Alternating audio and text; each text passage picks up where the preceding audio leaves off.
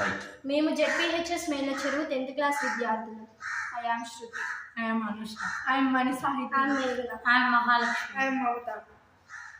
Okay, ఈరోజు మీరు ఏ activity చేయబోతున్నారు? ఒక ఎక్స్టర్నల్ యూనిఫామ్ మ్యాగ్నెటిక్ ఫీల్డ్లో ఒక కరెంట్ పాస్ అయ్యే వైర్ నుంచితే ఈ ఎక్స్టర్నల్ మ్యాగ్నెటిక్ ఫీల్డ్ అప్లై చేసే ఫోర్స్ వల్ల ఆ ఆ తీగ అనేది ఎటు డిఫ్లెక్ట్ అవుతుందో ఆ డైరెక్షన్ని ఐడెంటిఫై చేయడానికి by right hand thumb. Okay, ఈ ప్రయోగం చేయడానికి మీకు ఏమేమి పరికరాలు కావాలి? Copper wire, bulb, ring magnets, battery eliminator. Okay, battery eliminator ఏం చేస్తుంది? ACని DCగా కన్వర్ట్ చేయడానికి. రింగ్ మ్యాగ్నెట్స్ ఎందుకు? యూనిఫామ్ మ్యాగ్నెటిక్ ఫీల్డ్ ని క్రియేట్ చేయాలి. ఓకే, మరి ఈ బల్బ్ ఎందుకు? తీగలో కరెంట్ ఫామ్ అవుతుందా లేదా తెలుసుకోవడానికి. ఓకే, తీగలో కరెంట్ పాస్ అవుతుందా లేదా, అంటే పాస్ అయితే బల్బ్ వెలుగుతుంది, లేదంటే కరెంట్ పాస్ అయ్యిందా అనేది గుర్తించడానికి బల్బ్. ఓకే, దీని ప్రొసీజర్ ఏంటి అసలు? కాపర్ వైర్ యొక్క వన్ ఎండ్ ఏమో పాజిటివ్ టర్మినల్కి కనెక్ట్ చేయాలి, ఇంకో ఎండ్ ఏమో నెగిటివ్ టర్మినల్కి కనెక్ట్ చేయాలి. ఓకే, మరి ఈ ఎక్స్టర్నల్ మ్యాగ్నెటిక్ ఫీల్డ్ వల్ల తీగ మీద అప్లై అయ్యే ఫోర్స్ డైరెక్షన్ని కనుక్కోవడానికి ఏదన్నా రూల్ ఉందా? Right hand thumb rule. అసలు రైట్ హ్యాండ్ థంబ్ రూల్ ఏం చెప్తుంది? రైట్ హ్యాండ్ థంబ్ రూల్ ఒక ఎక్స్టర్నల్ మ్యాగ్నెటిక్ ఫీల్డ్లో ఒక కరెంట్ పాస్ అయ్యే వైర్ నుంచినప్పుడు ఈ ఎక్స్టర్నల్ మ్యాగ్నెటిక్ ఫీల్డ్ వల్ల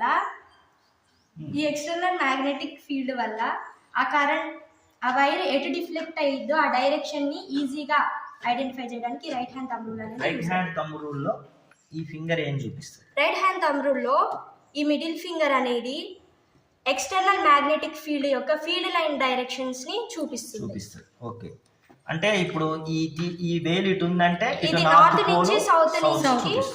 ఓకే, ఫీల్డ్ లైన్స్ నార్త్ నుంచి సౌత్ పోతున్నాయి కాబట్టి ఈ డైరెక్షన్ లో పెట్టినాం. ఈ ఇండెక్స్ ఫింగర్ ఏం చూపిస్తుంది? కరెంట్ యొక్క డైరెక్షన్ ని చూపిస్తుంది. అంటే కరెంట్ ఈ తీగలో ఇటు నుంచి ఇటు పోతుంది, అంటే పాజిటివ్ నుంచి నెగిటివ్ కాబట్టి ఈ డైరెక్షన్ పెట్టినాం. ఈ థంబ్ ఏం చూపిస్తుంది?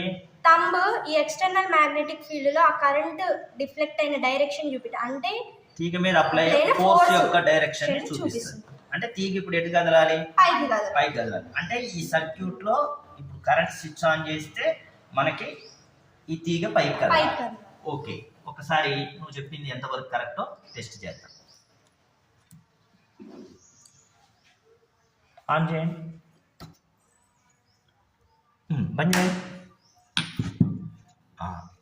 ఇప్పుడు ఆన్ చేయండి, మళ్ళీ ఒక్కసారి మళ్ళా. ఓకే, మీరు చెప్పిన దాని ప్రకారం తీగ పైకే కదులుతుంది. రైట్, మళ్ళా తీగ పైకి, అంటే తీగ మీద ఎక్స్టర్నల్ మ్యాగ్నెటిక్ ఫీల్డ్ అప్లై చేసే ఫోర్సు పై డైరెక్షన్లో పనిచేస్తుంది. ఓకే, దీన్ని బట్టి కంక్లూజన్ ఏంది?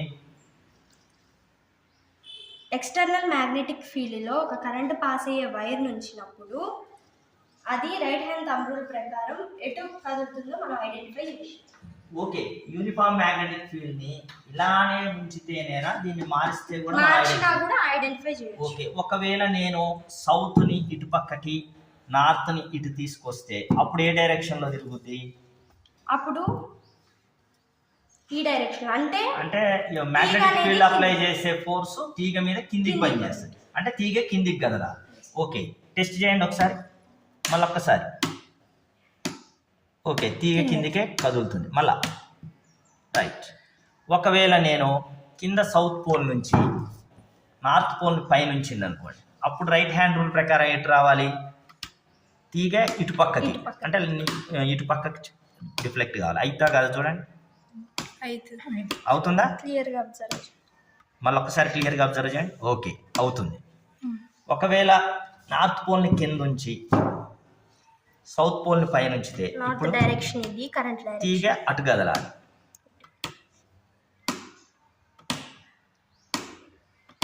Okay, so right hand thumb rule ప్రకారం 4 డైరెక్షన్లో ఎటు పక్క ఉంచినా కూడా మనం అబ్జర్వ్ చేయొచ్చు. Okay, thank you.